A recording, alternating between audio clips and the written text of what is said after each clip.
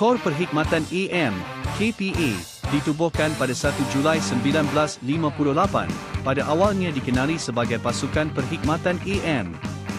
Ia merupakan kesinambungan dari unit sokongan pentadbiran dalam The Federation General Service Corps yang ditubuhkan pada tahun 1954. Kor ini pada awalnya menyatukan pelbagai perkhidmatan seperti gaji dan akaun, perkeranian dan dokumentasi, pendidikan, perhubungan awam. Selepas beberapa penstrukturan, fungsi perubatan dan risikan dipisahkan untuk membentuk kor khas mereka sendiri.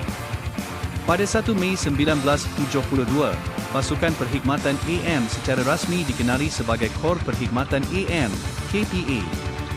KPA bertanggungjawab dalam menyediakan sokongan perkhidmatan dan pentadbiran kepada tentera darat, merangkumi pengurusan gaji dan akaun, mengurus pembayaran gaji, allowance dan pencen anggota. Pentadbiran, perkeranian, menyokong unit-unit dengan pengurusan fail, rekod peribadi dan hal ehwal anggota. Latihan dan pendidikan, menyediakan latihan dalam bidang urus setia, pendidikan umum, serta kemahiran asas staf.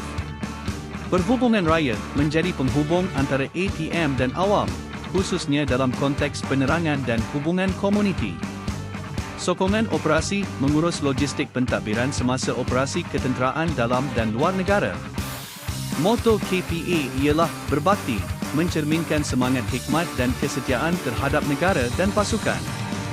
KPA tidak terlibat secara langsung dalam pertempuran, tetapi memainkan peranan penting dalam semua operasi tentera darat dengan menyokong dari aspek pentadbiran dan logistik. KPA tidak beroperasi dalam bentuk batalion seperti unit tempur. Namun, ia mempunyai pelbagai unit atau detasmen di setiap brigade dan formasi tentera. Antara unit berperanan: unit gaji tentera, unit pentadbiran rekod dan sumber manusia, pusat latihan KPA bagi melatih staf dalam urusan perkeranian, sumber manusia dan perhubungan. Setiap markas, formasi dan brigade mempunyai pegawai dan anggota dari KPA yang ditugaskan secara tetap untuk menyokong.